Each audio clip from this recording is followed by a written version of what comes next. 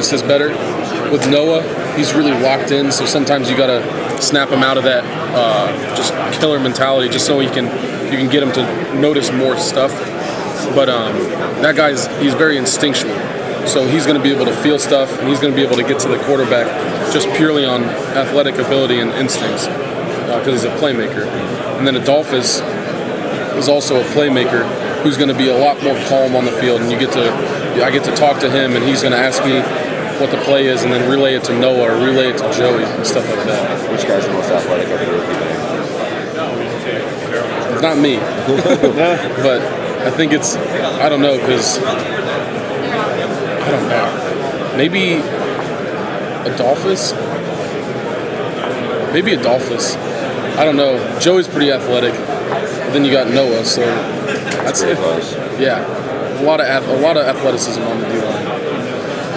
Is there concern about the depth? I mean, Sprinkle may not play. You won't have Jamal Marcus left. You won't have Spence for the first 2 games. I mean, is there some concern there that some of those young guys who haven't played have to step up at least early in the season? I don't think there's any concern, because even if they have to step up, they will step up. That's what they're here for. They didn't come here to stand on the sidelines for 4 years, so eventually they got to be thrown out there.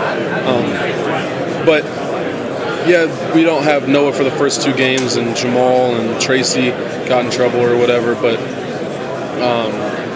we got a lot of guys in the wings ready to go and who are getting better every single day. So I'm not worried about it. I don't think anybody else is that worried about it. Who were a couple of the guys from spring football and then into the summer workouts of that group that have really kind of taken that step and said, hey, I'm going to be in the top 6, I'm going to be in the top 8 in this rotation? I'd say, obviously Tommy. Tommy was never really even a question. He was going to be there. But then you've got, I think Steve was always up there too, Steve Miller. Then you got Donovan Munger, Rashad Frazier, and Tyquan Lewis. Those guys have really made an impression. Talk about Frazier. He played a year or 2 at Purdue, is that right? And yeah. then transferred over.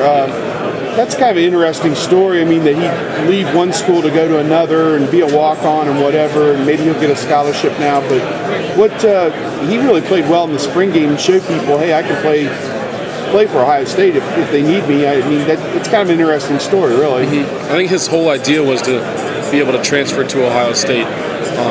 So he got here, and now he's been trying to build his way up and work his way up, and I think he's gotten to the point now where it's time to go, it's time to work. So, I don't know, I think Rashad's going to have a big year this year because he knows it's his last year, and he's been working his butt off, and it's exciting because you get to see him get better every single day.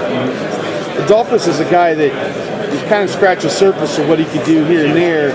He seems like he's ready to have a really big year. Just what ways do you think he's going to make an impact, I guess? He's a very good pass rusher, and he's finally gotten the double team thing down. So guys are really having a hard time moving him.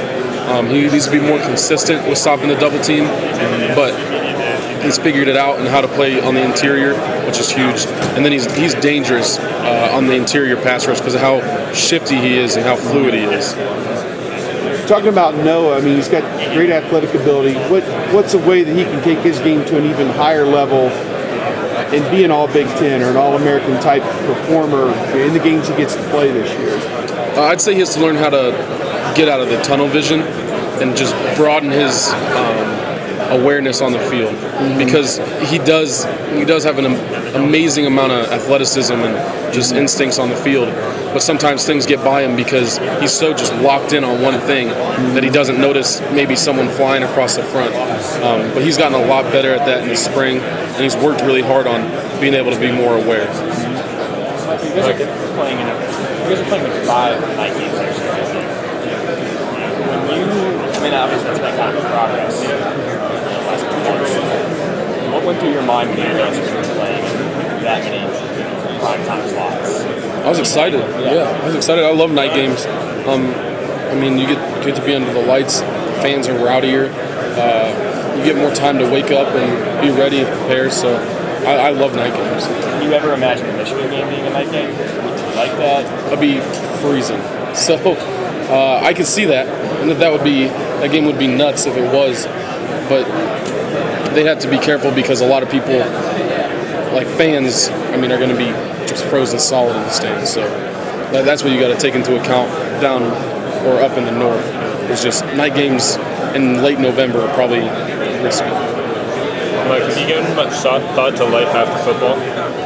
Yeah, I try to think about it all the time because you never know how long a football career is going to last. I don't even know if I'm going to make it to the NFL because you never know what will happen between now and then. So you have to make sure you're paying attention to that and preparing for it. So, what are some of the ideas you've had on things you might want to do? You know, I've been trying to figure out what I want to do as a career. I haven't decided yet, so I think it'd be good to go back to school and maybe take exploratory courses or job shadow or internship somewhere so that I can get a good feeling for what jobs do and stuff like that. Have you given any thought to coaching eventually? A lot goes into college coaching, so these guys sacrifice a ton and they're in the workplace a lot. So I think, I don't know if I'd want to do all that, but you never know. I think being a high school coach would be cool because you get to also try to build people or you get to mentor kids and help them to get through pretty hard life things in high school. But I think being a college coach it's evolving now. It's a different kind of stress.